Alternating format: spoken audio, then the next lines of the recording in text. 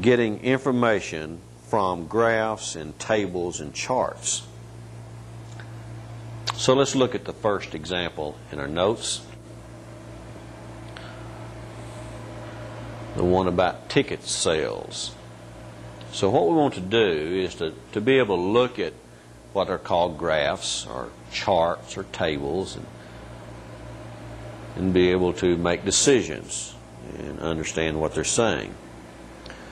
So looking at this first example, ticket sales, the way we read something like this is just a way of saying that in January, if we draw a horizontal line over here, so we should take a ruler, move the ruler down, and kind of read that across and draw a line, even if that's what's necessary.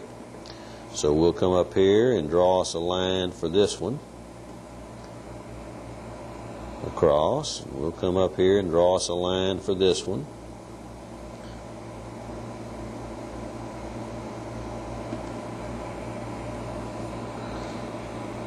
So now using that information, let's do some questions. First question in the note says, how many tickets were sold in February? How many tickets were... Well, no, wait a minute. Let's read this. This says the month, so this is January, February, March.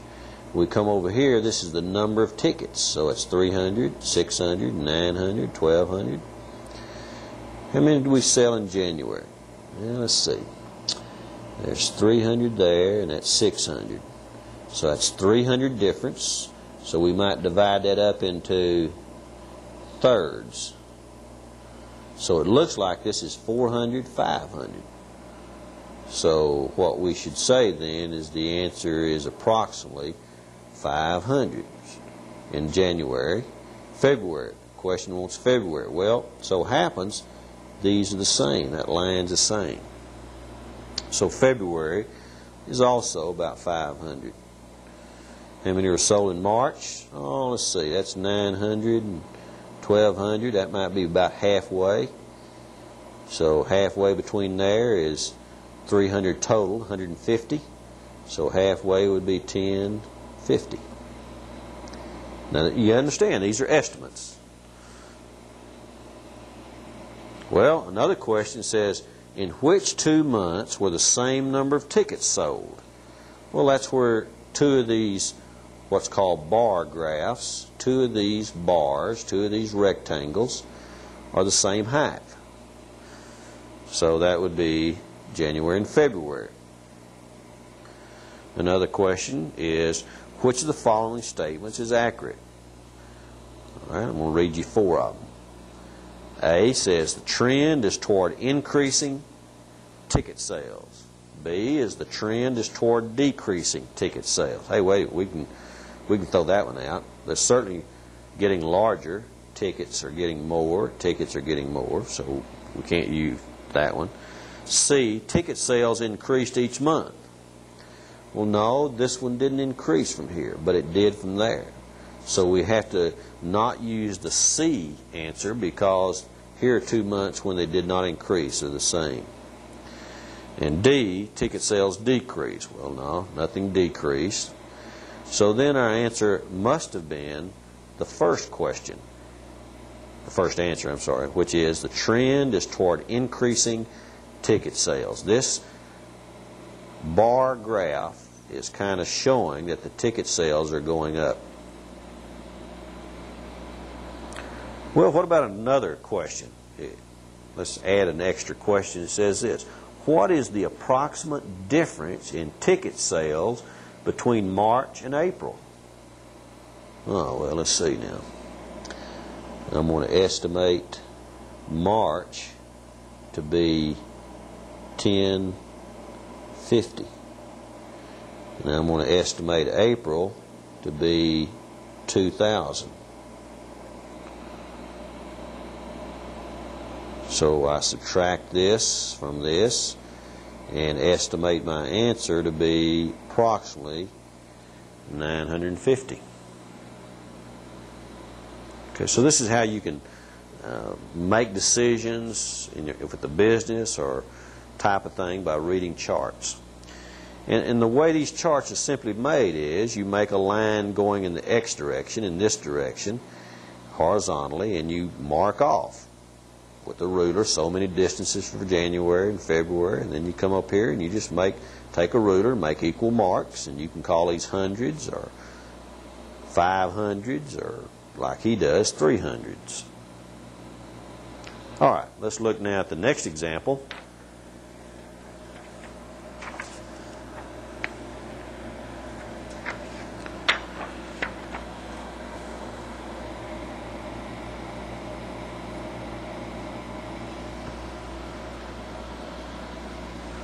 Okay, this one's on car sales. Now this one is two things in one. What we have is two bar graphs into one problem. We have a bar graph of a light shaded bar for A and a darker one for B. So this one reads, in 1984, the number of cars sold was approximately 5. Not 5. Surely they didn't just sell 5. But you need to pay attention to things like this.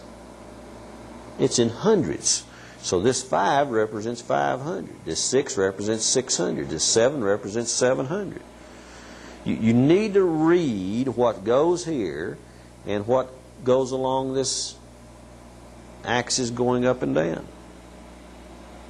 A lot of government work is they will give answers and they'll give numbers over here in terms of millions or billions, or the debt now in trillions. Okay, let's go back then. So we have a bar graph here showing two things. What it shows is a comparison of dealer A and dealer B for 1984, dealer A, dealer B for 1985, and so on. Well, first question. In which year were sales at car dealerships A and B closest to each other? In which year were sales of car dealerships A and B closest? That means the difference between this and this. See, that was 5 and this was like maybe 6 or a little more than 6. 500, 600. All right, the difference here is bigger than that, or larger. The difference here is also larger than this difference. The difference here is larger than this difference. And the difference here is larger. So our answer then must be, in 1984, the difference was the largest. Well, another question would be between which 2 years? Between which 2 years? All right, between this year and this one, or 85, 86, or 86, 87, so on. Between which 2 years did sales at dealership A only, dealership A, show the greatest increase? So here's what we have to do. Now we have to come back and say, okay, now we're only dealing with dealership A. So we're only dealing with this light shaded bar graph. So ignore the dark shaded rectangles and come back and say, okay, between which 2 years did sales at dealership A show the greatest increase? All right, so in 84 here we are, and then it jumps to here. All right, so it jumps from about 500 to 1,000. All right, here's 1,000, and this jumps up to about 1,200. That's just a difference of 200. Decreased, stayed about the same. So the greatest increase was from 84 to 85. So again, here's a bar graph that has two sets of things being compared. But you can still read the bar graph in terms of just the light shaded rectangles and make decisions from those, or you can show comparison between two things and how they increase and decrease. Now you can read these by just a reasoning process, or you can come over and just make everything a number. Say this is 500, Call this 600. Write down what this is. Write down what this is. Write down these numbers. So you can read off by taking a ruler and drawing it over here and read off what the answer is. For 1986,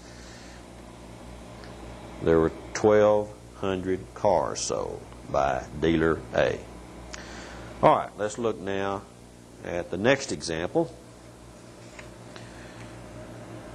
And we're now dealing with what is called pie graphs.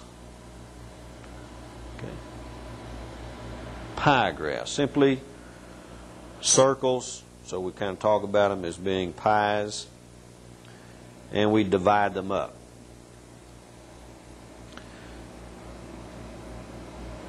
All right, now this pie graph is marked off in terms of 10%, 25%, 35%,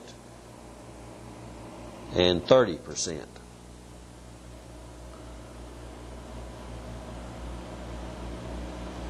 Now, the way somebody would do that, if you were having to make it, what you'd do is start somewhere and try to mark this off where you have kind of equal spaces to represent the total of this. See, this 10 plus 25 plus 35 plus 30 is how much? Better be 100%, since these are 100%. These are in percentage. So you would try to mark off a circle in 100 equal marks and come back and mark off 10 here, 25 of them here. You really don't have to make it that accurate. You can just kind of estimate it and then put the numbers in here. Computers nowadays will do this thing for you. All you have to do is plug in the numbers and it'll automatically draw the pie graph for you. All right, let's get back to questions about it though. All right, a question could be, what percent of the people in the survey choose either chocolate or vanilla? Now, the word "or" says you add those. Okay. The number of people that chose chocolate was 30% of the total. Vanilla was 35%. The ones that chose chocolate or vanilla is the addition of those two. So the word chocolate or vanilla is saying, okay, I can use these people over here, or I can use these people, so that totals out to be 65%. Now, another question is, most people in the survey preferred what? Okay, they're asking then, which one of these is the largest? Well, that's obvious, 35%. So the answer there, of course, would be vanilla. But let's make some better questions out of it. Let's do this. Let's come back and put numbers in here. Most of the time when you're working with pie graphs, you don't have percentages, you have just numbers. Let's say there's 4 of something, and then this represents 10, and then this represents 20, and then this represents 16. This could be 400 cars sold and 1,000 cars sold, and so on and so forth. So the numbers could represent anything. Question: what percent of the people in the survey prefer chocolate? What percent of the people in the survey prefer chocolate? Now, 16 people prefer chocolate, 20 people prefer vanilla, 10 strawberry, and 4 others. What percent? Percent is the part,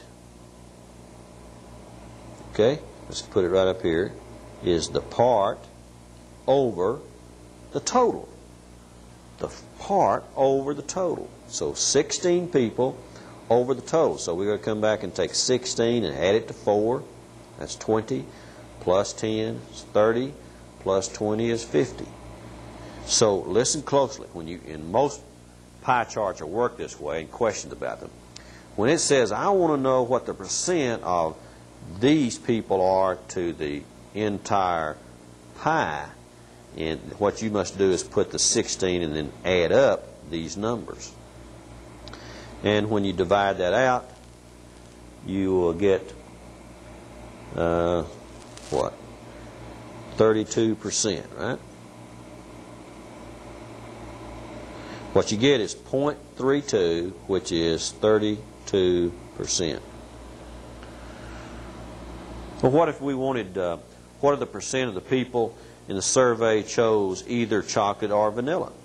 Well, we would add these together. Add 20 and 16 and put that over 50. And then divide that out, and that will come out to be 72%.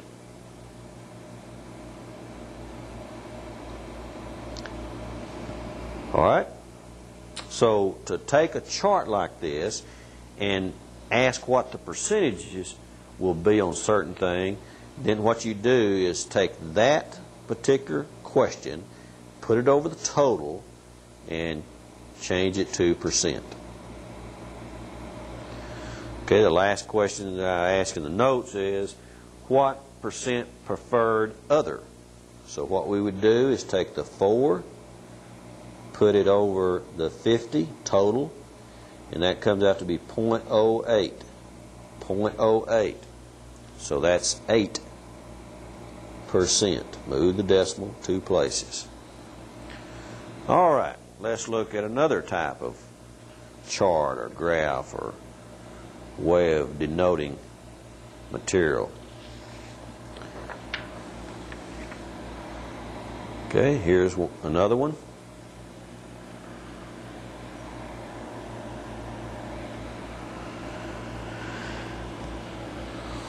And let's ask a couple of questions, or a question about this one.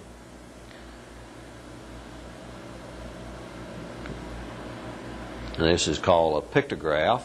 In other words, it has pictures in there.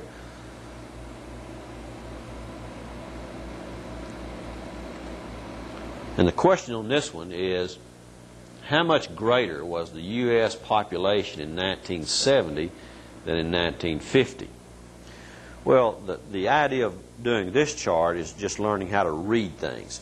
What this says is, hey, one picture, one symbol represents 10 million. So in 1940, the population was 1, 2, 3, 4, 5, 6, 7, 8, 9, 10, 11, 12, 13 times 10 million.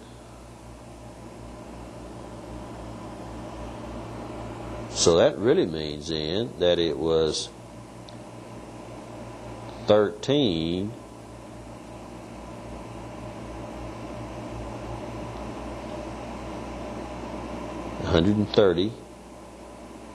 million. 10 times 13 is 130 million, which is read as 130 million.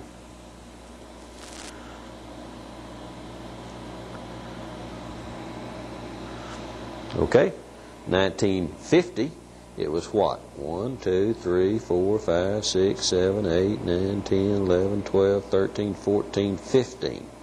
So it's 15 times 10 mil. Okay, so what that says then, that in 1950,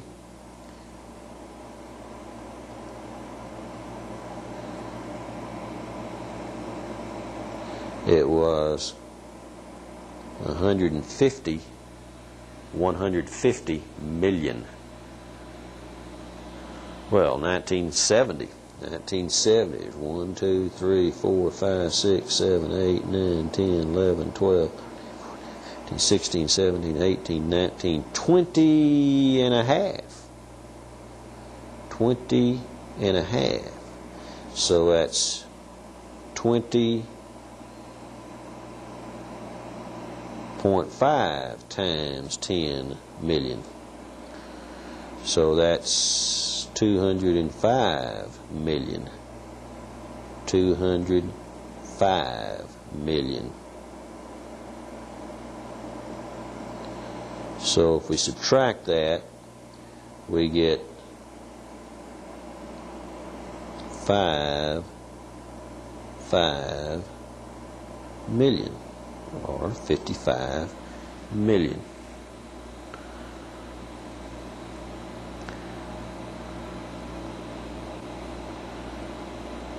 Okay. Now, you've got to watch. If you just come along and subtract this from this and talk about it as millions, you would end up getting a 5.5 million. But the answer, these symbols represent 10 million. So our answer then is 55 million. Now, another way of doing this, and remember, when you take these kind of exams, you usually have plenty of time, so make sure yourself. Another way of doing this would be come back here and say, well, look, this is just kind of equal here, so all I have to do is say, all right, it's 1, 2, 3, 4, 5.5. So it's 5.5 times 10 million more population. The difference in 1950 and 1960 would be 1, 2, 3 times each symbol. So it would be 3 times 10 million, or 30 million more. All right, so on those, be careful and learn how to kind of look at what's called pictographs, graphs that have pictures or symbols of things, and realize you must pay attention to these little statements of what each symbol represents. All right, let's look at another example.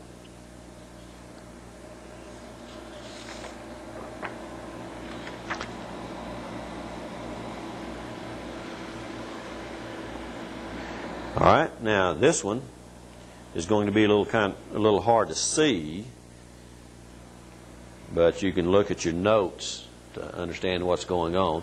We have two charts, and if you go rent a truck or a car or things like that, or you go to the post office and mail certain kind of packages, those people will have to look up in a book a bunch of tables to know how, like if you rent a truck to move something, they're going to have to know where your destination is, and they're going to look at a chart. It's going to give them zones and distances and rates. So if you're having to work a place like this and having to look up a bunch of tables, this is what this kind of question is saying. Now the question says this: how much would it cost to send a 12-pound package to a person in Zone 3 by first-class mail? First-class mail. How much would it cost to send a 12-pound package to a person in Zone 3, first-class mail? Well, what we've got to do is flip through the book until we find first class. Then we read all this. Let's see now. This is weight not exceeding pounds. So this must be 1 pound, 2 pounds. Okay. It says not exceeding. Well, that must mean then anything up to 1 pound is here. Up to 2 pounds is here, and so on. Well, we want one that would 12-pound package. So we're going to come down here and find 12 pounds. And we're going to take our ruler. And we're going to move across here. And if I were you as an employer, I would make my person do stuff like this so they don't make mistakes. If I was an employee, I would do it to make sure I don't make a mistake. But take that ruler, line it up, 12 pounds. I want it in zone 1, 2, or 3. Well, the question was in zone 3. So my answer is $6.70. So 12 pounds, zone 3. All right, next question. how much would be saved by sending a 5-pound package to Zone 7 by 4th class instead of first? Whoa, wait a minute. Man, that's got a lot of... Says this, how much would be saved? Well, that means a comparison between two things. By sending a 5-pound package to Zone 7 by 4th class instead of first. Well, we better look up both of them. Let's go back to 5-pound, Zone 7. 5-pound, Zone 7. So we go up here and look at 5-pound, Zone 7. All right, so we're looking at 5, Zone 7, $5.81. So that's $5.81 for first class. Now, for 4th class, we come down here to 5, Zone 7, and get $4.67. So that's $4.67. So we subtract, and that gives us 7 from, we have to borrow 1, 11, and gives us 4. And that makes that a 7. 6 from 7 is 1. 4 from 5 is 1. So there's a saving of $1.14. Okay, let's now look at another.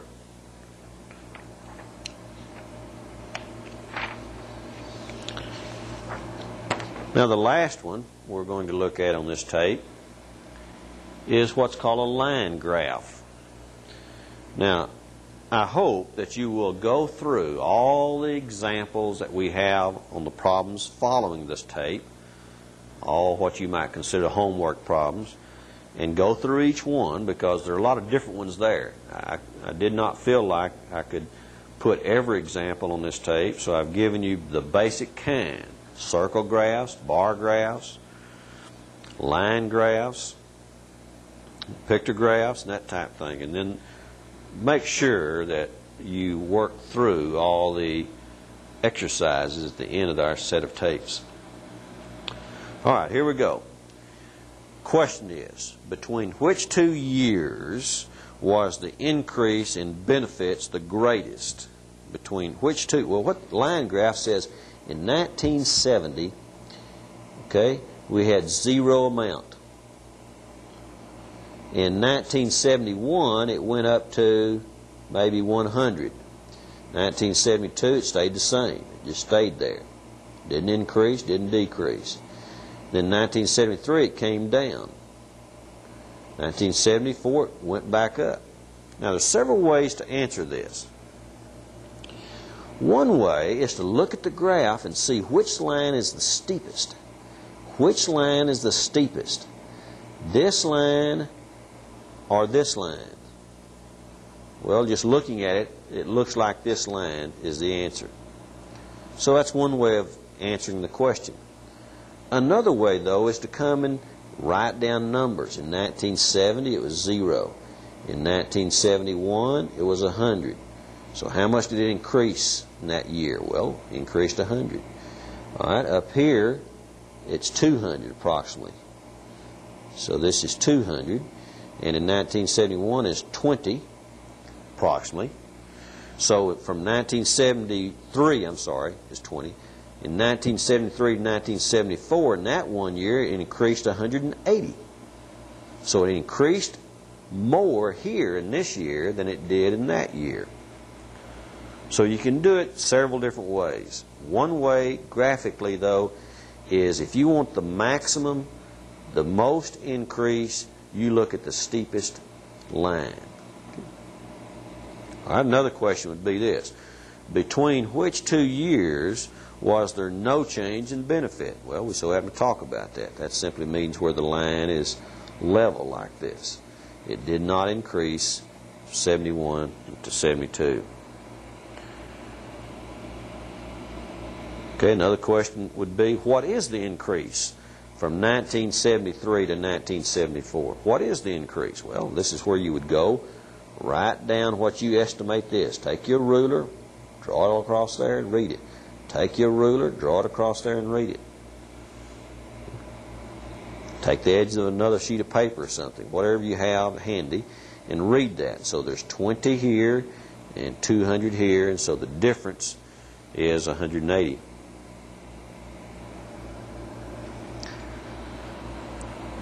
All right, now as I was saying before I started this last example, and I wanted to repeat it again, is what I think you should do now is to work all the examples at the end of this tape, set of notes.